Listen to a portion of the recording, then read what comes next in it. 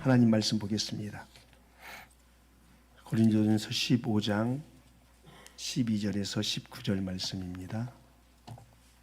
주께서 죽은 자 가운데서 다시 살아나셨다 전파되었거늘 너희 중에 어떤 사람들은 어찌하여 죽은 자 가운데서 부활이 없다 하느냐.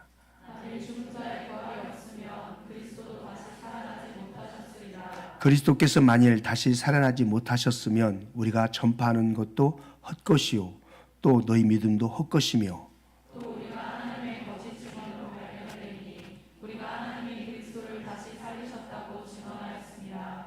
만일 죽은 자가 다시 살아난 일이 없으면 하나님이 그리스도를 다시 살리지 아니하셨으리라. 만일 죽은 자가 다시 살아나는 일이 없으면 그리스도도 다시 살아나신 일이 없을 터이요. 그리스도께서 다시 살아나신 일이 없으면 너희의 믿음도 헛되고 너희가 여전히 죄 가운데 있을 것이요. 또한 그리스도 안에서 잠자는 자도 망하였으리니 만일 그리스도 안에서 우리가 바라는 것이 다만 이 세상의 삶뿐이면 모든 사람 가운데 우리가 더욱 불쌍한 자이리라. 아멘. 말씀을 이해하는 것이 가장 중요하니까 제가 표준 세번역으로 다시 한번 읽어드릴게요. 한번 잘 들어보십시오. 그리스도께서 죽은 사람 가운데서 살아나셨다고 우리가 전파하는데 어찌하여 여러분 가운데 더러는 죽은 사람의 부활이 없다고 말합니까? 죽은 사람의 부활이 없다면 그리스도께서 살아나지 못하셨을 것입니다. 그리스도께서 살아나지 않으셨다면 우리의 선포도 헛되고 여러분의 믿음도 헛될 것입니다. 우리는 또한 하나님을 거짓되이 증언하는 자로 판정될 것입니다. 그것은 죽은 사람이 살아나는 일이 정말로 없다면 하나님께서도 그리스도를 살리시지 않으셨을 터인데도 하나님께서 그리스도를 살리셨다고 하나님에 대하여 우리가 증언했기 때문입니다. 죽은 사람들이 살아난 일이 없다면 그리스도께서 살아나신 일도 없을 것입니다. 그리스도께서 살아나시지 않으셨다면 여러분의 믿음은 헛된 것이 되고 여러분은 아직도 죄 가운데 있을 것입니다. 그리고 그리스도 안에서 잠든 사람들도 멸망했을 것입니다. 그리스도 안에서 우리가 바라는 것이 이 세상에만 해당되는 것이라면 우리는 모든 사람 가운데서 가장 불쌍한 사람일 것입니다. 아멘.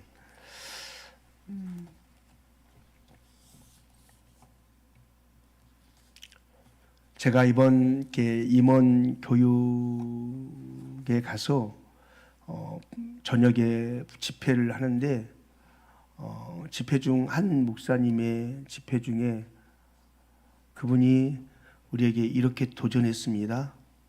여러분 지금 활활 타오르는 불꽃 같습니까? 여러분 인생이 지금 활활 타오르는 것 같습니까? 착각하지 마십시오. 하나님 앞에서 여러분이 활활 타오르는 존재로 살지 말고 꺼져가는 불꽃처럼 사십시오. 내가 언제 꺼질지 몰라서 하나님의 은혜를 구하면서 그 하나님 앞에 머물러 사십시오. 교만하지 말고 건방 떨지 말고 겸손히 하나님의 은혜에 붙들려 사십시오. 이렇게 도전하셨습니다. 그러면서 자기 성도들이 하나님 앞에 살아가는 삶의 모습을 간증하면서 우리에게 도전했습니다. 그러면서 그 교회 집사님들 이 정도 믿음 되십니까? 이 정도로 하나님 앞에 서십니까? 도전을 하셨습니다. 그 간증 중에 하나가 뭐였냐면 교회가 첫 번째 성전을 조그맣게 지어놓고 난 다음에 수련회를 떠난 거예요. 온 교회가 제천 쪽으로 수련회를 떠난 거예요. 그분 고향이 제천 쪽이래요. 수련회를 떠났어요. 수련회를 떠나서 수양관을 빌려서 이제 수련회를 하는데 잠깐 쉬는 타임이었는지 모르겠습니다. 아이들이 그 신장로라고 하죠. 신장로가 있고 그 신장로 바로 옆이었던 것 같아요. 아이들이 2명 아이, 3살, 5살 아이가 그 앞에서 장난감을 가지고 이렇게 놀고 있는 거예요. 놀고 있는데 19살짜리 청년이 무면허 운전자가 시골은 가끔씩 무면허 운전이 많거든요. 무면허 운전자가 차를 몰고 가는데 이 아이들이 놀고 있는 이 아이들을 받은 거예요. 2 아이를. 한 아이는 정면으로 부딪혀가지고 30m 정도 날아가서 그 다리, 시멘트로 만든 다리 위에 떨어지고, 한 아이는 한 10m 정도 옆으로 떨어져서 이렇게 날아가고. 아이들이니까. 근데 벌써 머리에 피가 나고 막 그러는 거예요. 근데 이 19살 청년이 겁이 나니까, 무면회에 겁이 나니까 그냥 가버린 거예요. 근데 그 30m쯤 떨어져 있던, 날라가 떨어져 있던 그 아이의 몸 여기를 그냥 밟고 가버린 거예요. 통과해버린 거예요. 근데 그것을 그 교회의 집사님 한 분이 그 옆에 가게에 뭘 사러 갔다가 뭘 사가지고 나오는 중에 이 장면을 본 거예요.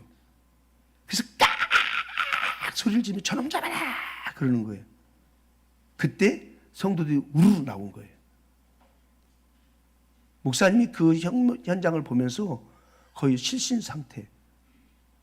급하게 앰뷸런스를 불러서 그 두 아이를 안고 이제 병원을 다니기 시작하는 거예요. 제천에 있는 병원들은 다 다니는 거예요. 그런데 병원마다 다 노, 받아주질 않는 거예요. 노, 우리는 못합니다. 우리는 못합니다. 우리는 못합니다. 돌다가 결국은 길병원, 인천에 있는 길병원에서 받아줘서 들어갔다는 거예요. 근데 여러분 다 아이가 그렇게 있으니 죽은 거나 마찬가지죠. 그런데 어떤 일이 있었느냐? 이 목사님이 그 앰뷸런스를 통해서 보내고 난 다음에 거의 실신 상태로 주저앉는데 부축해서 이제 들어가 있는데 들어간 지 한 5분이 되었는데 앰뷸런스가 출발한 지 한 5분 되었는데 전화가 안 왔다는 거예요.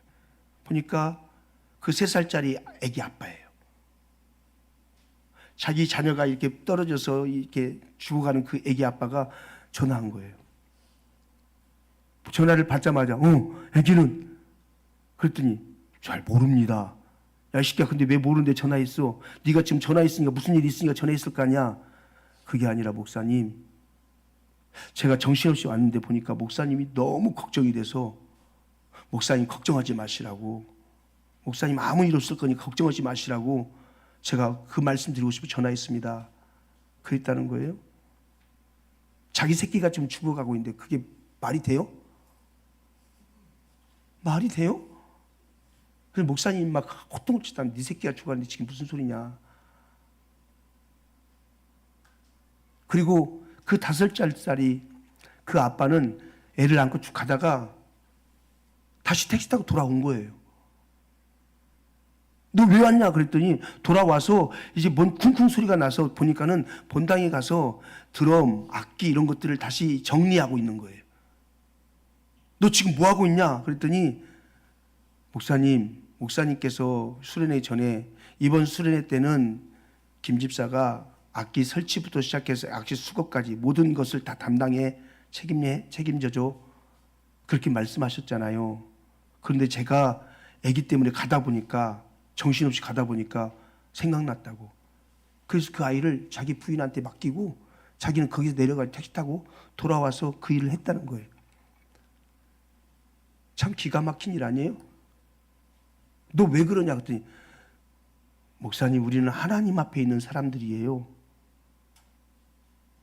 하나님 앞에 있는 사람들이에요. 그러더라는 거예요. 그리고 길병원에 들어가 있는 아이들을 봤는데 그 길병원에서 기적이 일어난 거예요. 다 죽은 줄 알았어요. 다 끝났다고 생각했어요. 근데 길병원에 들어갔는데 일주일 만에 태어나라고 그런 거예요. 목사님이 열이 받아갖고 돈 없어서 그러냐? 왜 태어나라고 그러냐? 돈 많다 우리. 얼마든지 치료비 될 테니까 걔들 치료해 주라. 그랬더니 그 의사가 목사님, 우리가 할 게 더 이상 없는데 어떻게 붙잡고 있어요? 나왔는데 그 아이들이 너무 건강하게 자랐어요. 이번에 우리 집회 때 그 팀이 악기 건반을 치는데 그 딸이 치는데 신들렸어요. 나 그렇게 건반 이렇게 치는 사람 처음 봤어. 건반을 얼마나 은혜스럽게 치는지. 잘 치는 백석대 나왔어요. 네. 그리고 지금 강두사로 이번에 강두사 인허를 받았더라고요. 이현수 강사님 알려나 모르겠네. 여자분이시던데. 아무튼 그래가지고 그게 살아났던 얘가 3살짜리 그 머리 깨졌던 개입니다. 근데 걔가 와서 드럼 치고 있더라고요. 드럼.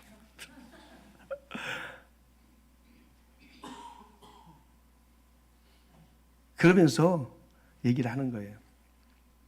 이들이 이렇게 하는 이유는 뭐인지 아느냐? 이 땅에 살지만 주님이 계심을, 그리고 죽고 나면 부활이 있음을 강력하게 믿고 그 부활하신 주님을 바라보며 인생을 살았기 때문이다. 이런 믿음으로 이들은 산다. 여러분은 어떠십니까? 여러분 활활 타는 불꽃처럼 지금 있다고 생각하십니까? 교만 떨지 마십시오. 겸손히 꺼져가는 불꽃처럼 하나님의 은혜가 나를 붙잡아 주기를 갈망하면서 그렇게 겸손히 사십시오. 그렇게 간증해요. 그 간증을 듣고 제가 한참 동안 그 집회장에서 일어나질 못했어요. 다 끝났는데도 할 일이 사실 많거든요, 저는. 근데 일어나질 못했어요. 제 마음에 울컥거림의 도전들이 있어서 부끄럽기도 하고 죄송스럽기도 하고 또 교만 떨었던 것에 대한 그런 어떤 괴로운 마음들. 오늘 본문을 잡은 이유도 그런 이유 때문이었어요. 오늘 본문 12절이 이렇게 시작합니다. 그리스도께서 죽은 자 가운데서 다시 살아나셨다 전파되었거늘 너희 중에 어떤 사람들은 어찌하여 죽은 자 가운데서 부활이 없다 하느냐? 고린도전서 15장은 부활에 대한 이야기입니다. 여러분 부활을 믿으십니까?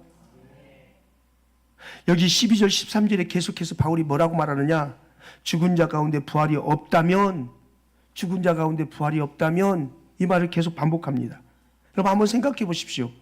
죽은 자 가운데 부활이 없다면 어떤 일이 벌어지겠습니까? 부활을 아는 사람, 부활에 동참하는 사람, 부활을 위해서 사는 사람과 그렇지 않은 사람의 인생은 완전히 다르거든요.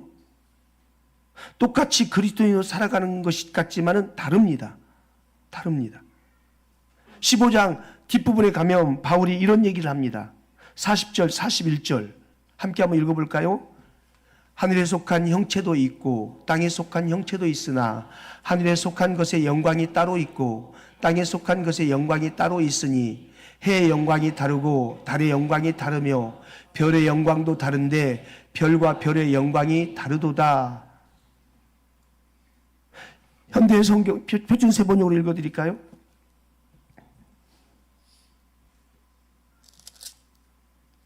하늘에 속한 몸도 있고 땅에 속한 몸도 있습니다.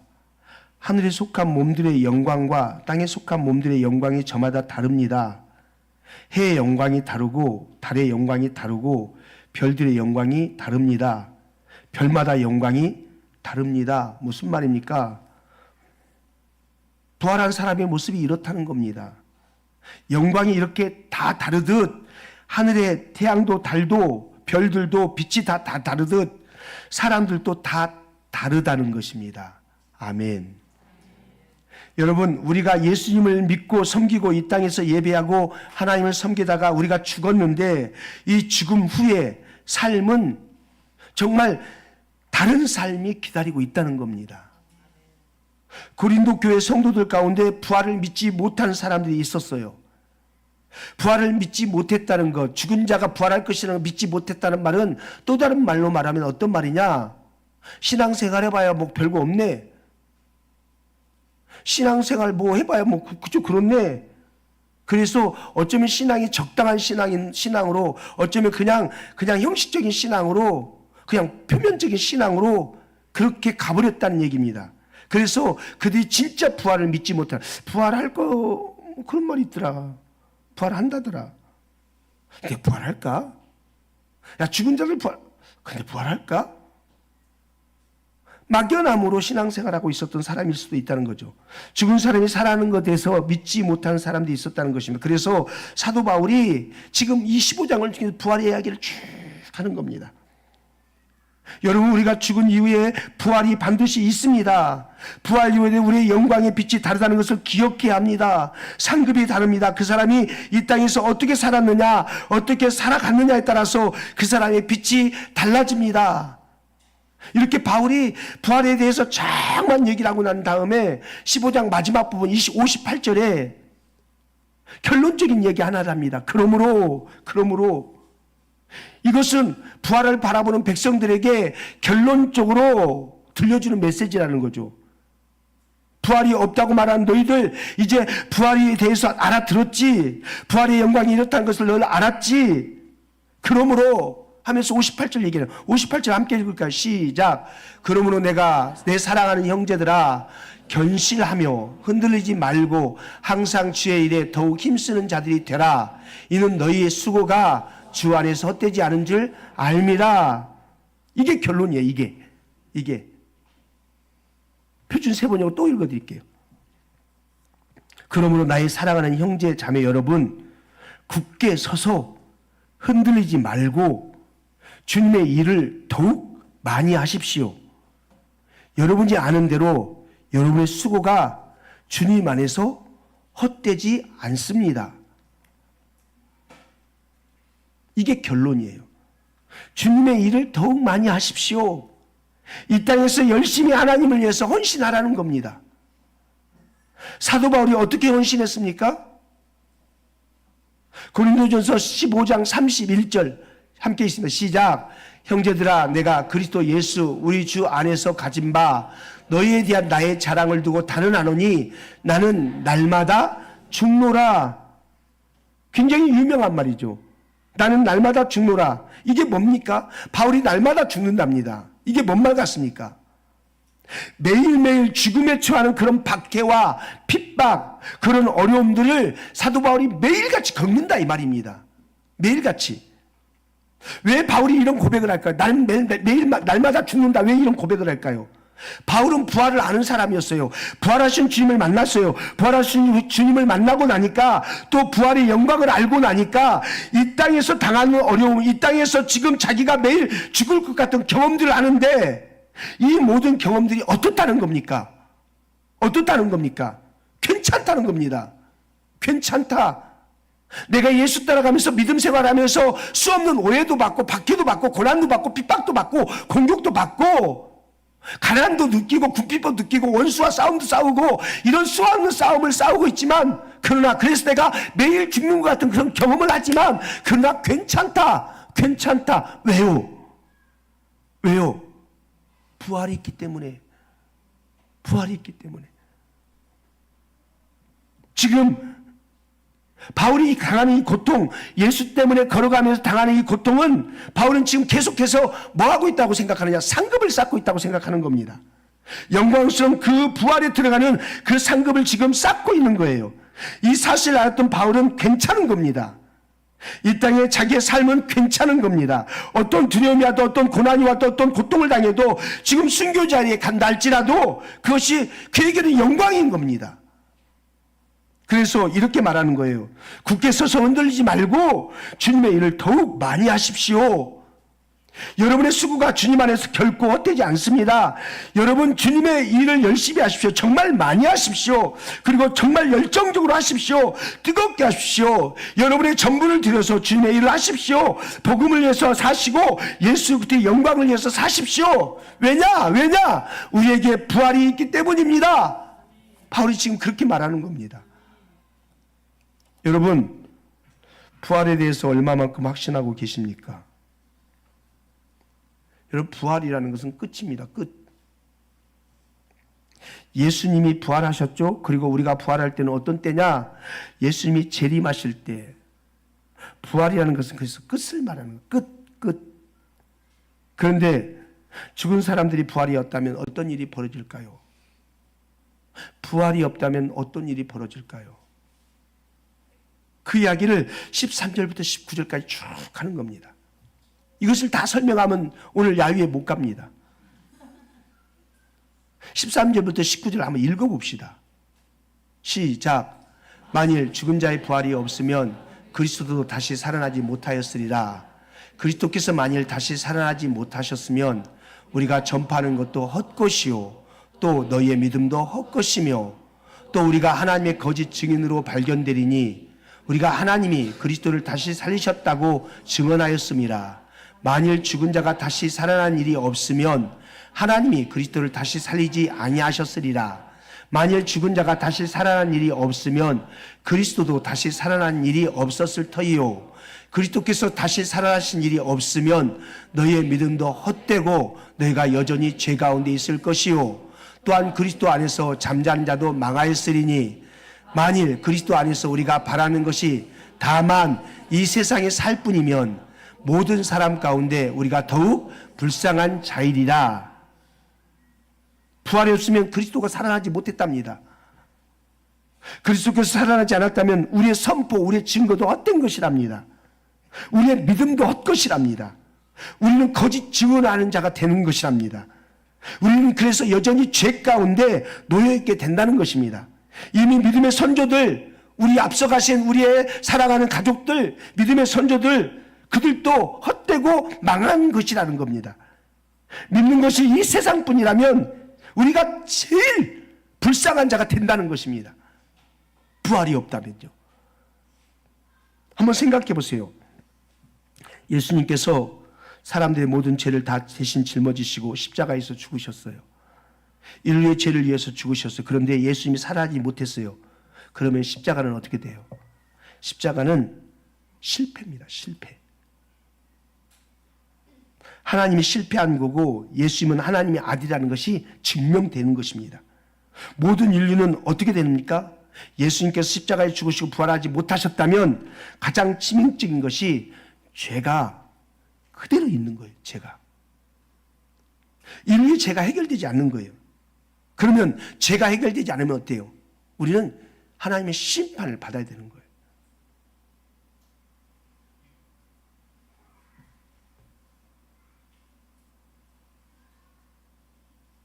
이게 부활을 우리가 믿지 못하고 부활을 우리가 살지 못하면 이렇게 된다는 거예요.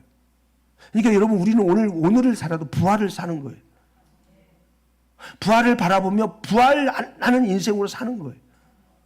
고난을 당해도 어려움을 당해도 핍박을 당해도 억울함을 당해도 그래도 괜찮은 이유는 내가 부활이 있기 때문에 예수님 때문에 내가 조금 가난해지는 것은 견뎌낼 수 있는 것은 부활의 그날에 더 영광스러움이 우리에게 있기 때문에 예수님께서 부활하지 않았다면 죽음을 사망을 이기지 못했다면 모든 인류는 사망 아래 예수님 안에서 잠든 자들도 멸망당하는 것이고 예수를 믿고 부활을 믿고 살았던 자들이 다 실패자가 된다는 것입니다. 부활이 없다면 여러분 예수님이 부활이 없다면 히브리서 11장의 이야기는 어떻게 됩니까?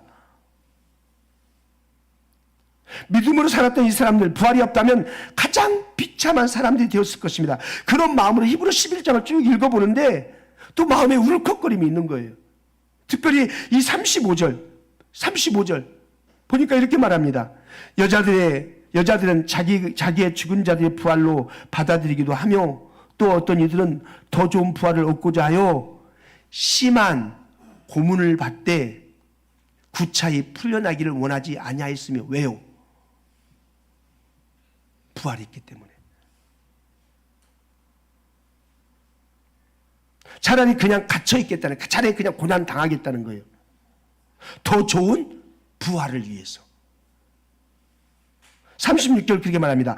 또 어떤 이들은 조롱을 받기도 하고 채찍으로 맞기도 하고 심지어 결박과 옥에 갇히는 시련도 받았다.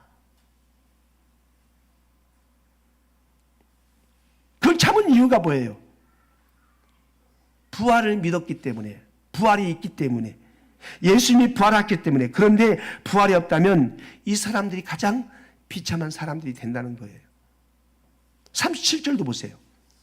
돌로 치는 것과 톱으로 켜는 것과 시험과 칼로 죽임을 당하고 양과 염소의 가죽을 입고 유리하며 궁핍과 가난과 학대를 받았으니 누구 때문에요? 예수님 때문에.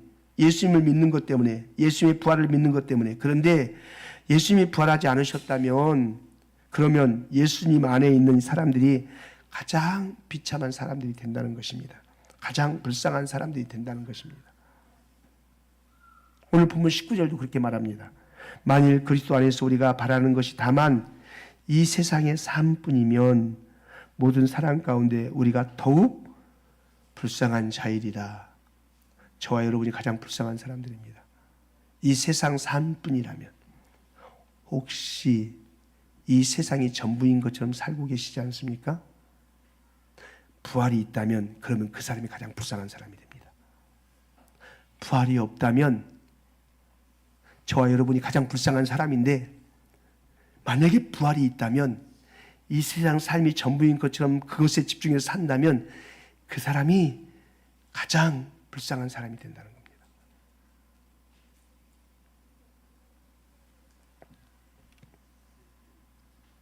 여러분, 예수님을 믿으면서 가장 크게 바라는 게 뭡니까? 물론 이 세상에서도 우리가 부유하게 살고 이 세상에도 정말 성공하고 그리스도 안에서 정말 잘 살면 좋겠죠. 저는 그렇게 되기를 축복합니다. 그런데 예수님을 믿는 궁극적인 목적이 뭡니까? 예수님 믿는 궁극적인 목적이요, 이 땅의 잘됨을 위해서입니까? 영원한 천국 아닙니까? 영원한 천국이 있는 걸 믿는 것, 다른 세계가 있고 내가 이 땅에서 고통을 당하고 때로는 사도 바울처럼 매도 맞기도 하고 감옥에 갇히기도 하고 금주기도 하고 맹수와 싸기도 하고 믿음의 사람들이 이렇게 살았는데 수많은 공격을 받고 비판을 받고 욕을 당하고 때로는 정말 예수님 때문에 심지어 가난하기도 하고 억울함을 당하기도 하고 이 수많은 고난을 당하는데 무엇 때문에? 천국 때문에요. 부활 때문에요. 부활이 있기 때문에, 천국이 있기 때문에, 이 땅이 전부가 아니기 때문에 우리가 그것을 다 감당하는 거예요. 그런데 부활이 없다면 우리는 가장 비참한 사람이 되는 겁니다. 가장 불쌍한 사람들이 저요, 여러분인 겁니다. 그리스도 안에서 우리가 바라는 것이 이 세상에만 해당되는 것이라면 우리는 모든 사람들 가운데 가장 불쌍한 사람입니다. 정말로 믿음으로 살았던 나의 어머니, 무일푼으로 이 세상을 떠났던 나의 어머니, 여러분의 형제 자매들, 우리 앞서가신 분들, 정말 믿음으로 살았기 때문에 가난했어요. 정말 믿음으로 살아야 되기 때문에 고통을 당했어요. 믿음으로 살아야 되기 때문에 참아야 했어요. 말 못하고 참고 서러움을 겪으면서 살아야 됐어요. 그런데 부활이 없다면 앞서가신 그 고난을 견디면서 살았던 앞서가신 나의 선배들은 가장 불쌍한 사람이 되는 겁니다. 근데 20절에 우리 한번 목소리 높여서 한번 읽어봅시다. 시작. 그러나 이제 그리스도께서 죽은 자 가운데서 다시 살아나사 잠자는 자들의 첫 열매가 되셨도다. 할렐루야. 아니라는 겁니다. 부활이 없는 게 아니라는 겁니다. 예수님이 죽으시고 그들이 끝난 것이 아니라는 것입니다. 예수님은 살아나셨다는 겁니다. 잠자는 자들의 첫 열매가 되셨다는 겁니다. 여러분, 예수님 말고도 다시 살아난 사람 많습니다. 나사로도 다시 살아났습니다. 그러나 다시 죽었습니다. 그런데 예수님은 부활하시고 나서 영원토록 죽지 않으셨습니다. 영원토록 이제 하나님이셨습니다. 처음부터 마지막까지 이 부활체가 되셨고 부활의 첫 열매가 되셨습니다. 여러분, 구약에 보면요, 초실절이 나옵니다. 초실절이 뭔지 아십니까? 초실절. 이거 아시는 분 내가 오늘 쏜다. 초실절이 뭡니까? 알 것 같죠? 아시는 분 말하지 마요. 제가 쏴야 되니까. 밭에 있는 처음 익은 곡식을 따다가 하나님께 드리는 거잖아요. 그죠? 이게 뭐예요? 이 드리는 게 뭐예요?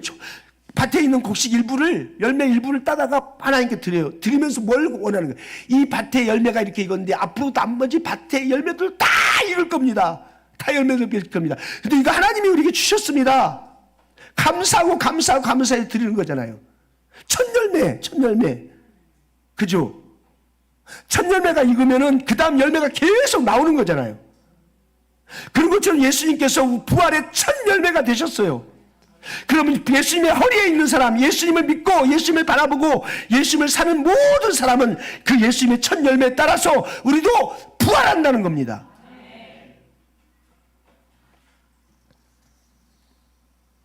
여러분, 예수님께서 부활의 첫 열매가 되셨습니다. 죽음을 깨뜨리고 이기셨습니다. 사망을 이기셨습니다. 사망 권세를 이기셨습니다. 지옥을 깨뜨리셨어요. 사랑을 이기셨습니다. 죽음에서 일어나셨습니다. 성령님께서 예수님을 다시 살게 하셨습니다. 3일 만에 부활하게 하셨습니다. 이제 예수 그리스도 안에 있는 사람들은 어떻게 되느냐? 예수님처럼 된다는 겁니다. 예수님처럼 하늘의 몸을 입습니다. 영광스러운 몸을 입습니다. 이 세상에서 단 한 번도 경험해 보지 못했던 그런 영광스러운 몸을 입게 된다는 겁니다. 예수 그리스도께서 재림하실 때, 예수 그리스도께서 다시 오실 때 예수님과 같은 몸을, 부활체를 우리가 입게 된다는 것입니다. 할렐루야. 우리가 이 가정주일에 부모님에게도 잘하고 자녀들에게 잘하고 잘해야 되겠지만, 그 잘하는 것이 땅에 매여 있는 것이라면 무슨 의미가 있겠습니까? 무슨 의미가 있겠습니까?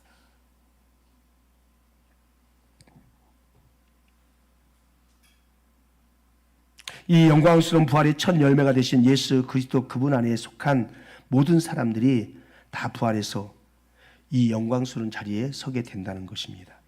사도 바울이 이 복음을 알았기 때문에, 이 부활의 영광을 알았기 때문에 뭐라고 고백했습니까? 나는 날마다 죽는다. 나는 날마다 죽는다. 왜 이 말을 합니까? 수없이 당하는 수없는 것들, 주님 바라보며 가다가 경험하는 모든 것들 괜찮다. 괜찮다. 그래도 괜찮다는 겁니다. 영광이 있기 때문에. 그 영광스러움이 나에게 주어지기 때문에, 그 부활의 영광이 내가 들어가기 때문에 괜찮다. 한번 해보십시다, 여러분. 여러분에게 너 예수님 때문에 가난하지? 괜찮아. 너 예수님 때문에 답답하지? 괜찮아. 너 예수 믿는 것 때문에 괴로움 당하지? 괜찮아. 너 예수 믿는 것 때문에 핍박 당하지? 괜찮아. 괜찮다는 겁니다. 오히려 그게 상급을 쌓는 거라는 거예요.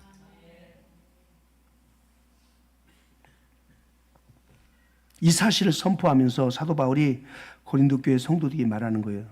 더 애쓰십시오. 더 헌신하십시오. 그 다음에 이 부활장, 이 영광스러운 이야기를 하고 난 다음에 더 애쓰고 힘쓰라 그러고 난 다음에 16장이 뭔 얘기냐 아닌지 아십니까? 16장이 기가 막힌 얘기합니다. 여러분이 굉장히 좋아하는 얘기.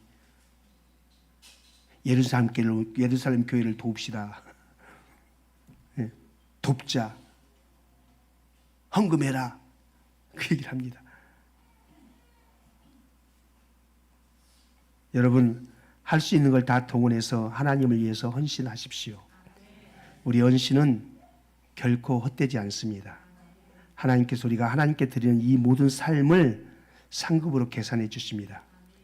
하나님의 계산은 철저하십니다. 중요한 것은 이 땅에서 우리가 하지 않은 것은 하나님께서 하늘에서도 주지 않습니다. 이 땅에서 우리가 하지 않은 것은 하늘에서도 하나님은 우리에게 주시지 않습니다. 이 땅에서 우리가 하나님께 드린 것, 하나님께서 철저히 하늘에서 우리에게 갚아주십니다. 하나님께서 영원한 새하늘과 새 땅에서 분명한 지분으로 이 땅에서 우리가 주님을 위해서 했던 그것을 받아서 지분으로 우리에게 갚아주십니다. 하나님의 계산은 철저하게 정확합니다. 사도 바울에게 외칩니다. 더 헌신해라. 더 충성해라. 나는 너희들을 반드시 기억한다. 너희들의 삶, 너희들이 말하는 것, 너희들이 행동하는 것, 너희들이 하나님 앞에 살아갔던 것, 도저히 불가능했던 상황 속에서도 네가 어떻게 헌신했는지, 네가 주님을 위해서 어떻게 눈물을 흘렸는지, 어떻게 그렇게 할 수 없는 상황 속에서 네가 헌신했는지 나는 모두 다 기억하고 있다. 나는 다 알고 있다. 그 모든 것을 여러분 완전한 상급으로 여러분에게 되돌려 주실 것입니다. 여러분, 빛의 밝기가 다릅니다. 빛의 밝기가. 부활의 영광이 다릅니다. 각 사람이 다 다릅니다. 하늘의 별의 밝기가 다 다르듯이 우리의 빛이 부활해도 우리의 빛이 다 다르다는 겁니다. 다 다릅니다. 똑같이 부활하지만 부활해도 똑같이 부활의 영광스러운 빛을 비추지 않습니다. 다 다릅니다. 다 다릅니다. 우리가 차지하는 영역도 다 다르고 우리가 차지할 고울수도 다 다르고 다릅니다. 바울이 고백합니다. 10절에 그러나 내가 나된 것은 하나님의 은혜로 된 것이니 내게 주신 그 은혜가 헛되지 아니하여 내가 모든 사도보다 더 많이 수고하였으나 내가 한 것이 아니 오직 나와 함께 하신 하나님의 은혜로다. 하나님의 은혜를 아는 사람은, 예수님을 더 깊이 아는 사람은 예수님께 더 헌신합니다. 바울은 그것을 은혜로 표현했습니다. 내가 이렇게 한 게 아니고 하나님의 은혜가 나를 그렇게 하겠다. 그러니까 하나님의 은혜를 알면 알수록, 은혜를 경험하면 경험할수록 그냥 살지 않아요. 더 그 은혜에 보답하는 인생을 살아내요. 아는 만큼 아는 거죠. 아는 만큼. 하나님을 아는 만큼, 이 부활의 영광을 아는 만큼, 이 부활의 영광이 어떤지를 아는 만큼 사는 겁니다. 사도 바울은 이것을 알았기 때문에, 이 부활의 영광을 알았기 때문에 어느 누구보다도 더 열심히 일했다는 것입니다. 그러나 이렇게 한 것은 내가 아니라 나와 함께 하신 하나님의 은혜였다 고백합니다. 여러분, 우리가 오늘 이 진리의 말씀을 듣는 것, 이 부활의 영광이 얼마나 큰지를 지금 듣고 있는 것, 이게 은혜 아니겠습니까? 여러분, 이 땅에 사는 동안 우리가 후회할 일을 만들지 않게 되기를 축복합니다. 이 땅에서 헌신하고 내 목숨을 다해서 주님을 섬기고 부활의 영광을 향해서 우리가 달려가는 것, 이것은 더 많은 열심을 내어도 부족합니다. 마라톤 하듯이 가는 게 아니라 100m 달리듯이 달려야 되는 겁니다. 부활의 영광을 향해서 전심으로 달려갈 수 있는 우리 모두가 될 수 있기를 주님의 이름으로 축복합니다. 자, 사도 바울의 마지막 고백 한 구절 읽고 말씀을 마치도록 하겠습니다. 빌립보서 3장 6절부터 11절 말씀 우리가 선포하듯이 읽고 마치도록 하겠습니다. 함께 있습니다. 시작. 열심으로는 교회를 박해하고 율법을 이루는 흠이 없는 자라. 그러나 무엇이든지 내게 유익하던 것을 내가 그리스도를 위하여 다 해로 여길 뿐더러 또한 모든 것을 해로 여김은 내 주 그리스도 예수를 아는 지식이 가장 고상하기 때문이라.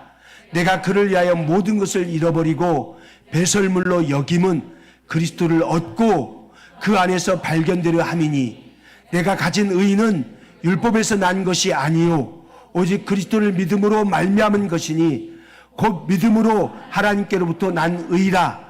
내가 그리스도와 그 부활의 권능과 그 고난에 참여함을 알고자 하여 그의 죽으심을 본받아 어떻게 해서든지 죽은 자 가운데서 부활에 이르려 하노니. 이게 바울의 위대한 고백입니다. 바울은 이 부활의 영광에 이르기 위해서 죽고 포기하고 감당하고 견디고 참고 수고하고 애쓰고 열심을 다하고 그런 삶을 살았다는 겁니다.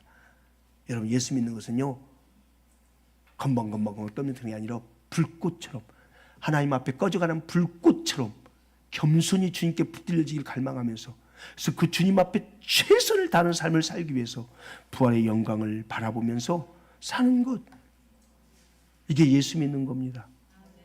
부활의 영광을 정말 우리가 바라보지 못한다면 우리 예수 믿는 것 땅에 집중돼서 삽니다.